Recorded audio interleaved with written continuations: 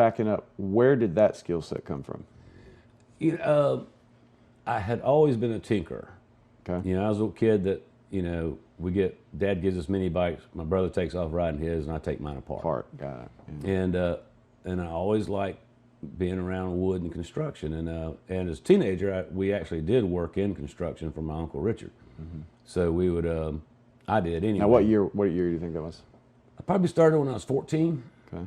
And I'd go spend the summer with the Feasters, my cousins, and, you know, I'm a laborer.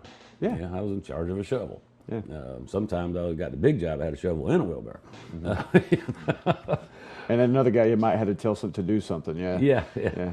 But I was always around that. Granddaddy was a builder. He was commercial. Uncle Richard was commercial too.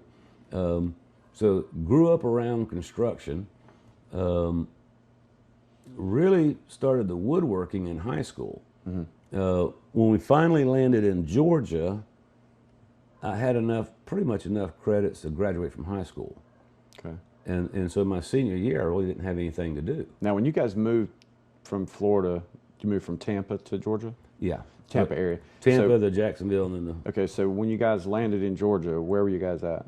We were in Blackshear. Okay, in Blackshear, got it, okay. And so then that final year of high school, you know, I got to do things like take independent art and independent reading and woodworking and metalworking and auto body shop, you know. I wish they did that today. Sure, absolutely. I mean, because, you know, you learn how to do body work. I just lived in the wood shop. Sadly, they call those programs leadership programs today. Yeah, right. Yeah, because they are. Yeah. If you'll do the thing that 200 people won't, you're the leader. Right, right. Yeah. But, I mean, I remember a rudimentary electronics class where you're, you know, and they're trying to teach you how to take a little circuit board. And, sure. You know. So all that stuff was great. But yeah, that's where the woodworking started. Okay. Yeah, because I don't think I'd ever asked you that. That's really interesting because it was, you know, I think I'm going to tell you I have 3 uncles each with defining characteristics. I'll just leave it at that. And one of them was a woodworker, and it was always fascinating to me. And my father was not a guy who could tinker at all. Right. So to be able to hang out with a guy who could, you know, build things, make things as a kid, you know, every kid loves Legos. Every kid loves to, you know, plop things together. Well, I shouldn't say every kid, but it was interesting to me. So that's always been really neat where folks get those skill sets from. So of all the things you've built in wood and all the years you've been doing it, what's the pride and joy? What's the one you look back and you go, yep, I did it. And you got a million pictures of it. You know? Yeah, that was probably that I built this out of sapella, which is a tonal wood. I built this audio rack for a friend of mine who's a high fidelity guy. I mean, it's, you know, the turntable costs as much as a car type of thing. Yeah. And he had asked me one time, he says, I'm looking at this thing to put the equipment on. It's made out of these tonal woods. It's supposed to have damping. Helps. Yeah, right. And all that kind of stuff. And I said, well, you know, it looks like a nice piece. And he says, yeah, they want $6,000 for it. And I'm like, that don't look like $6,000 worth of work to me. Yeah. You know, this is the guy I climbed with. He's the one that gave me that great picture there. He's the one that gave me the ice axe. You know, he'd always remember my birthdays and give me these nice gifts. And I'd never reciprocated at all. So I just said, well, I'll build it. And got some sapella wood, pretty much had to hand plane all of it. And I see now why they sell it for $6,000. It was all Morrison tin and joinery. So it was a little tough to put together. Number of hours, you think? Oh, probably 400. Wow. Yeah. Now I could do it. I could repeat it now in 200. Right. And the third one I could get down to, you know, probably 2 weeks, 80 hours. Sweet. Yeah. Sweet. But so, guy still using the thing, still loves it. Oh so yeah. Oh, I built this cool crate. Showpiece in the house. Showpiece in the house. Yeah, all awesome. that. Yeah. That was pretty neat. So it's on Reddit, by the way. Oh yeah. The one that I saw that you did, the one that I thought, and I didn't know about that one. The coolest one I saw, and not to turn it back to talking about boats, but there was the crib. The crib. That's super neat. And that's got a, and we don't have to get into it, but there's there's a story behind that one and the first one and everything, talking about someone who. Yeah, the crib was a lot of fun. It was because that was lap straight construction, Right. and it was old school. I mean, you bought a set of plans, full size. So you got to get all your woods out. You just prick the lines, connect all the lines, cut it out, and again, getting it smooth. Putting it together with copper rivets, hand rove rivets, which if you ever drove, not many people have hand drove rivets. It takes 3 hands. Yeah. Basically. Yeah. So you end up with a little lead weight, your dead weight, with a hole in it that'll hold the rivet and get it there, and you ping it. So it's all copper. So it's a copper nail, square nail, a rove that fits over it, and then by hammering with a backup, you make a fastener. Sure. And it's old school. I mean, that's how boats were put together. And the only thing we did do on the crib would come back with the clinking irons and put the oaks in and make them waterproof. But it's it was all made out of mahogany, walnut, and American ash. It was a beautiful piece. I mean, yeah. And not only that, it's an actual boat. It could probably, you could probably take it and you could set it in the water and the child will be fine. Yeah. Yeah. So, built it had 6,000 upvotes on Reddit. All right. So must have, yeah. So you're proud of that.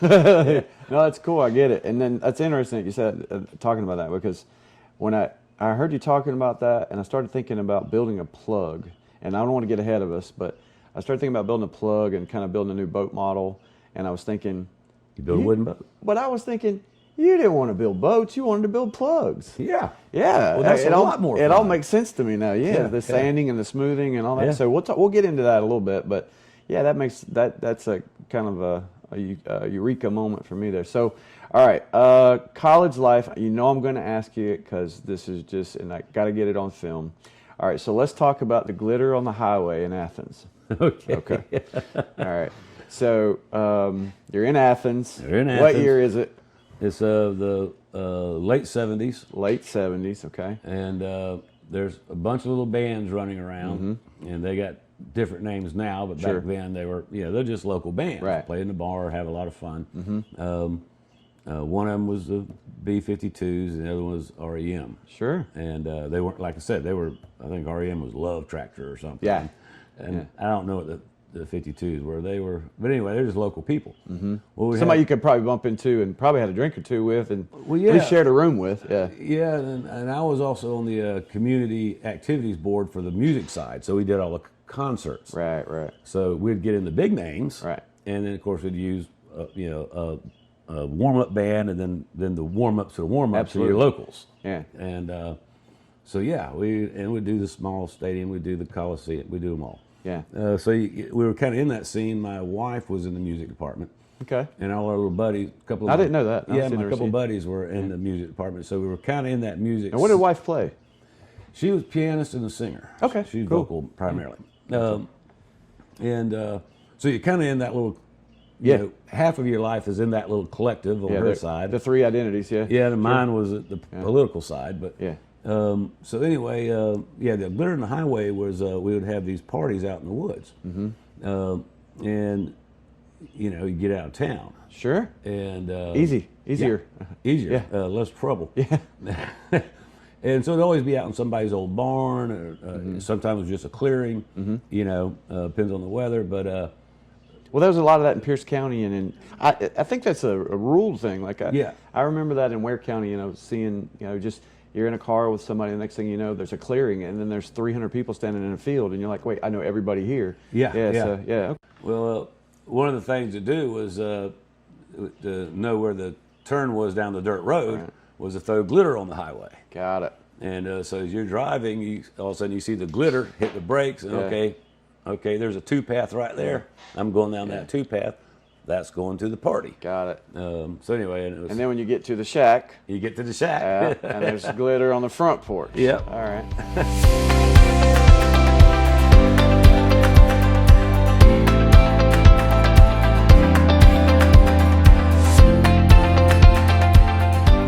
There was one online. They wanted $100 or something. And I'm like, it'd be more fun to build it. Another photo that's Wilson. That's Wilson, yeah. How was he when he passed away? 15. Wow. Yeah.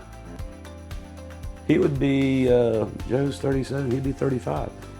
He was the one that was going to be the sales guy. He had that personality. He was that, yeah. He had the gift for gab. He was a comedian. I mean, Gotcha. he would have been a heck of a sales guy. Cork? That's cork. Yeah. Yeah. So the That'll be the first and last time I ever lay flooring. we leave Athens. Yeah. And after we leave Athens, where'd we go?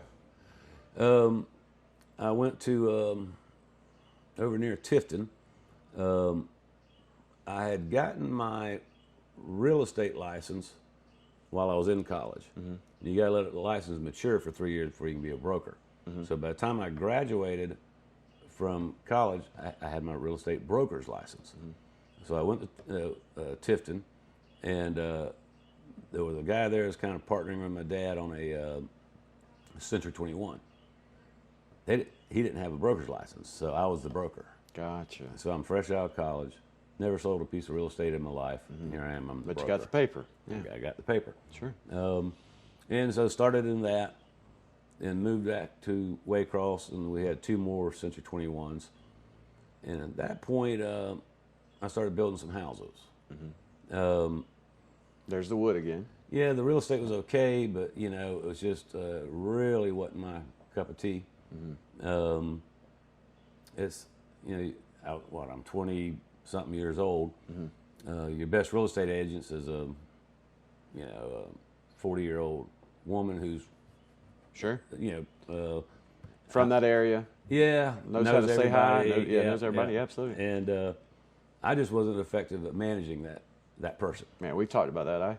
I've had my moments with rooms full of gals as well, and it's very I really commend, and it's not so. I don't want to say that the mindset or culture has changed, but it's definitely for the first time a man walks in and has to manage a room full of women. They don't get it. They don't. No, and I was completely insensitive to a lot of stuff at certain times in my life. So. I was a young guy. I was 25 years old. I just didn't. Yep. I was really a fish out of water. I was not having a good time. Yeah. But Dad had tried his hand at building a few boats. I mean, a few houses, and that was not his cup of tea. Got it. And so I kind of got all the equipment, and I said, well, I'm going to do this. Right. And some of the same guys that still build for us now. Yeah. We go all the way back to today. Yeah. Yeah. And Well, they were in their 20s. yeah, well, they were in their 20s, Yeah. and I ended up, I really liked And building they probably houses. worked for their dads Yeah. at the time. Yeah. Yep. Yeah. And I actually got pretty good at it, had some success. I think I went back and counted one time, I built 177 homes. Cool. Yeah. So, and I pretty much drew every one of them. Well, that's the other tinkering side of you, and that's if there's one thing that I think sets you apart from other folks that I've known that are in the position that you're in and have accomplished the things you're in, is that it's actually a common trait, which is you guys are constantly students, Yeah. and you're not afraid to try a new user interface or to try a new piece Right. of software or to read a new book, to look at changing your mindset.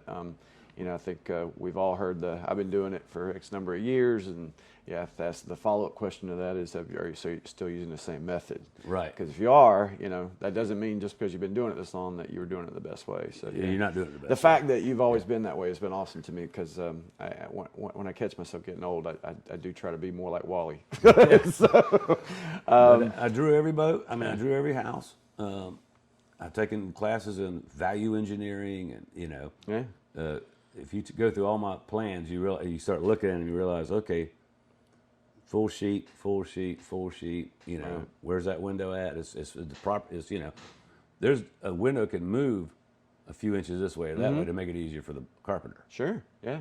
And less material. And I don't remember exactly when it was. At some point in one of the million conversations we've had, but you said something was really interesting to me one time, and I don't know if it was in my previous role or whatnot, but and it stuck with me. It's been with me for a long time, which was I was talking about celebrity worship and materialistic concepts, and how it seems like a lot of young folks are really focused on material and this, and you said something to me that literally I probably repeated in my head 1,000,000 times, which was, I'm not interested in what I can buy. I'm interested in what I can build. Yeah. And that's, nobody kind of has that mantra anymore.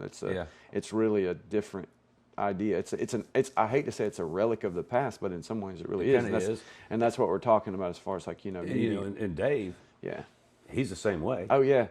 Yeah, I saw the inside of his trailer for the first time. It's not like his little utility trailer that he moves back and forth. Yeah. And when I looked in there, I was like, this guy's just got, and you got to understand, from someone who doesn't have the skills you guys have, when I look at it, I was like, this guy's got a damn mobile workshop in here. This is amazing, So it was just so cool to me to see that, because I could see myself doing that, but instead of having that, I might have 10,000 tablets or a couple of monitors in there. So yeah, it's really neat. I'm sorry, I didn't mean to interrupt you. So Dave is the same guy? Yeah, Dave that runs our plant. He's of the same mindset. Yeah. I was talking to him yesterday, and I said, we were talking about where the new buildings are, and we poured the concrete, and he's getting some wash out there, and I said, need to plant some seed. And he said, yeah, I'll bring my cedar. The cedar costs $300, but what he did is he took an old spreader that you use for fertilizer. Sure. Took a old windshield wiper motor that he had on the workbench, hooked that to the disc, hooked that to the little battery, strapped it all on the back of his tractor. Yeah. Fills it up with seed, turns on Sure. the thing, and drives around and seeds the pasture. Right. And, so you build it out of junk that's hanging on the wall. Yeah. And and just that in itself, I'm thinking to myself, I could never do that. So like you hear stories of like, fantastic sci-fi or whatnot where the EMP comes and knocks out all the technology. And I'm thinking to myself, I can't do anything that these guys can do. You know what I mean? I'm useless. So, all right. So going into that, so I know you had a whole bunch of jobs, and I know that it's fascinated my wife for many years. Every time she learns she have a new job, she'll come and say, did you know Wally also? And I'm like, yeah, but that's usually a characteristic of a lot of entrepreneurs, because they got to kind of taste a few things to see what they want, and before they can kind of find out that I can use my passion and I can use my mindset here. Right. And it's so this is going to be a really weird question, and this is going to be one of those philosophical questions. Yeah. So what do you think about procrastination? Like, do you procrastinate a lot? No, I probably get ready too long. If I'm going to build something, I'll start dreaming about it weeks or even months ahead of time. Right. And it's just always in there till when I finally get ready to go, I've already visualized every step I'm going to do. Yeah, so it's like good authors. They've written first 12 pages in their mind, and they Yeah. kind of set the mood and the tempo. And so the reason why I ask is because it's something I've been contending with lately, which is, maybe you've heard this, that in some ways procrastination is wisdom. Right. It's kind of like I'm putting that off because I know I'm not the right person to do that. Right. I'm not the person who should do that, because that's not where I'm the most effective. Yeah, that's my skill set. Yeah. Yeah. So it makes me wonder, like, knowing all the things that you know how to do, kind of putting out a bow on that concept. The reason why that's interesting to me is because I think about, how to do so many things. So it leads me to this. What's the thing you hate doing? Yeah. Like, okay, so if I got to talk to you about being the CEO of a company, Right. All right, I know part of those answers, but I'm not going to spoil it. So what are the things you hate doing? Insurance. Insurance. Okay, Yeah. I knew, with a bill. Okay, ding, ding, ding, ding, ding. Yeah. Okay, good. Hate So now, and Joe has to Joe's do it now. doing it now. So right. And I heard him say the other day, I see why you said you hate insurance. He said it to me too. All right. So now that's been kind of removed, now what's the follow up to that? What's the one thing now I'm like, I don't know about that one either. What I just finished up, year end, taxes and all that, and I hate it, and sufficiently. I sufficiently hate it. And so this is the last time I do it. Okay. Slides to Joe now. So I think that in terms of the, you like the first, like, I hate to say the first 8 points of the 10-point scale, but Right. you want to start things. Yeah. And then you want to kind of get conceptual, like build a mold or build a plug, and, Right. then move on. But we'll get to that. So of the previous jobs, let's just do a hard count. All right. So where do you think we're at in terms of previous jobs, previous careers? So we had real estate. Yeah, we had real estate. 6 months of banking. Didn't like that. Loved that one, right? Hell yeah. Yeah. Okay. Yeah. I realized real quick I wasn't a suit and tie guy. Gotcha. And in high school, I was a clothing salesman. Clothing salesman. Heard that one before. Yeah. Yeah. Let's see. It's real Now, briefly. And the lesson you learned from the guy who sells clothes is a guy needs a suit for. If a farmer's in there buying a suit, Right. it's a wedding or a funeral. Right. Well, he's got to have a new shirt, and if you want to have a new shirt, you got to have a new tie. If you're having a suit, you got to have a belt. We're going to take that suit up and make him look good. He needs a pair of florsome shoes, and if you have new shoes, you need new socks. We're going to outfit that man completely. And suit commission was like 1%, and everything else was 3%. Right. And So and that was assumed sale, right? So it's like, hey, we know you need the jacket and the pants, but you're also getting all this other stuff too. getting all this other and stuff. they just got to back themselves out of it, right? Yeah. Okay. Yeah. Great. Oh, yeah. you just start dressing them. Yeah. You just start dressing Okay. them.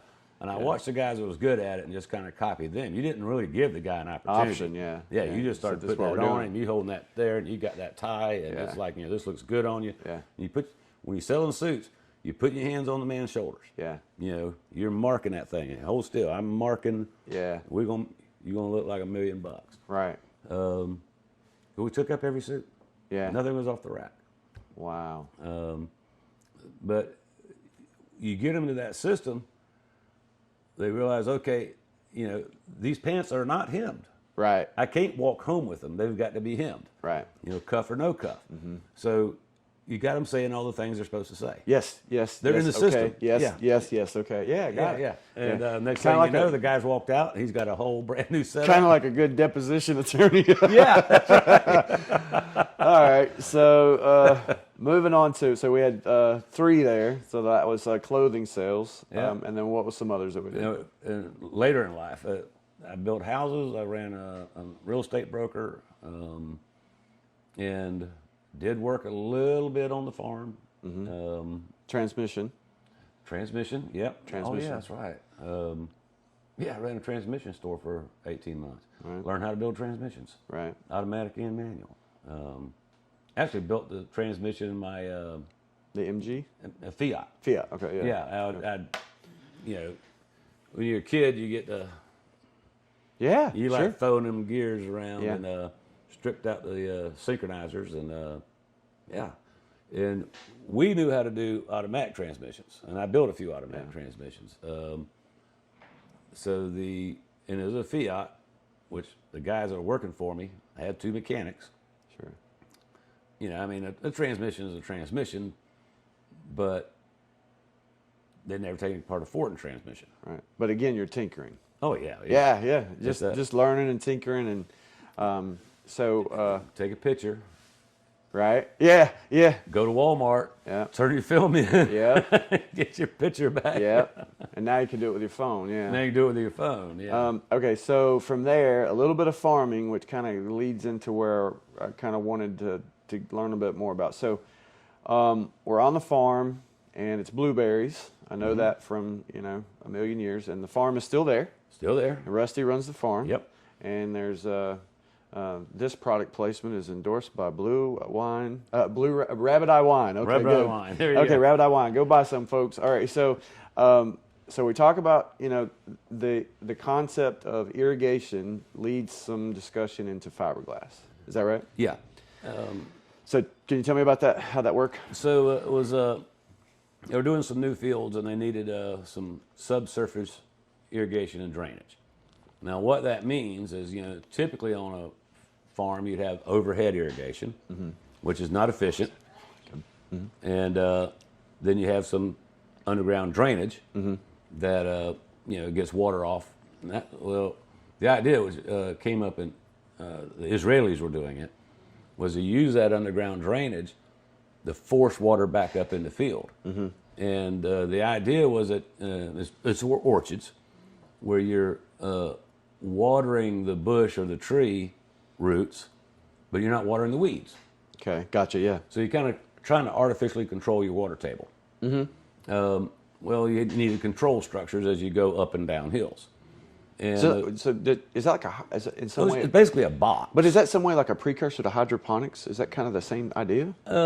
Somewhat, yeah. It's farming in water. Yeah. I mean, okay, Yeah. right. The idea, I think, was to control your water table. So when it rains a lot, you get that water, you pull that water down to your reservoirs. Sure. Because the trees, the Israelis are doing on whatever, dates, that kind of stuff. They're trees, orchards. I thank them a lot. I like dates. Yeah. And we're doing blueberries. So, again, deep-rooted stuff. So, if you're holding your water table down at 24 inches, then you're feeding your orchard, but you're not feeding the weeds. Gotcha. So it helps on weed control. And you don't use near as much water. Right. So to step it up and down hills, you need these control structures. And it's basically going to be a fiberglass box and it had a slide in it, and water, tubes come in and go out, and you can, with that slide, you can set water level. Sure. Needed about 700 of them. And so I'm there, and I'm basically building things for the farm.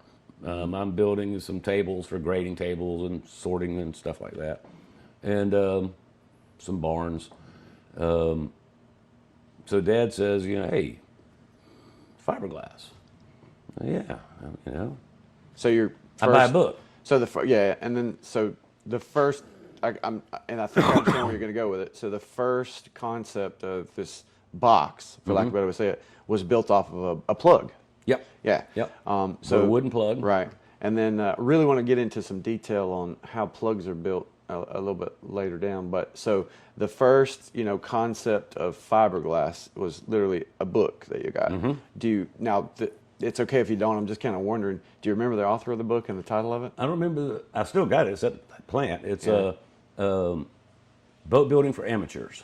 Sweet. And that's the reason why that's so interesting to me is one of the very first. I think if you're a student of anything, at some point you realize one book you read is kind of like a life-defining, a life-changing moment. So anyway, I get it. That's just crazy. It's always a book. There's always a book in there somewhere. There's always a book somewhere. That's life-changing. Yep. Okay. So